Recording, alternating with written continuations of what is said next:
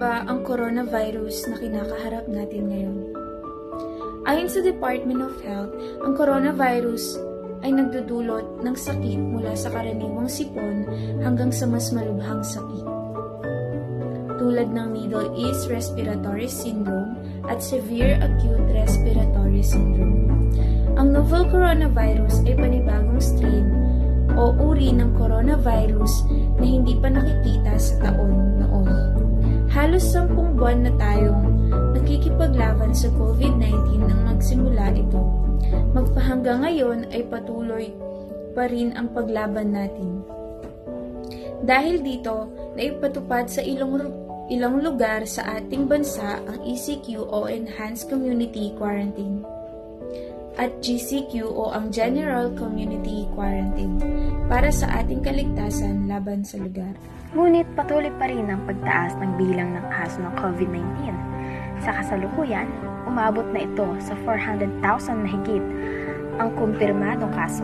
At dahil nakakaalarma na ang patuloy na pagdami ng kaso, paano nga ba natin masisiguro na hindi na ito madaragdagan pa? Bilang isang kabataan, makakatulong tayo sa pamamagitan ng pagsunod sa mga alituntuning ipinatutupad ng ating gobyerno, Department of Health, World Health Organization, at mga frontliners na nangunguna sa pagsugpo ng virus. Paano nga ba tayo makakatulong? Una, sumunod sa mga alituntunin ng Enhanced Community Quarantine at General Community Quarantine sa inyong lugar. Pangalawa, sundin ang social distancing. Pangatlo, manatili sa bahay at huwag nang lumabas hanggat maaari. Kung kinakailangan talagang lumabas, marapat lamang na magsuot ng face mask, face shield at panatilihin ang social distancing. At palaging maghugas ng kamay. Disinfect ang mga bagay na palaging hinahawakan, lalo na kung ikaw ay lumabas ng inyong tahanan.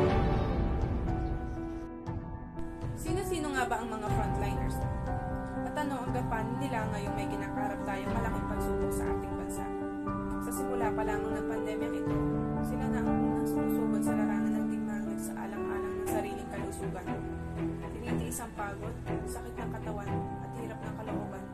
Lumalaban sila sa sariling pangamba at pangungulila sa pamilya. Mabigyan lamang ng lunas ang may sakit. Sila ang ating mga minamahal na frontliners at healthcare workers na patuloy na pinipiling maglingkod sa bayan bago ang kanilang sarili.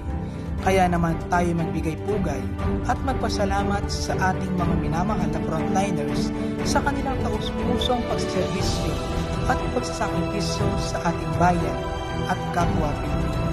Maraming salamat.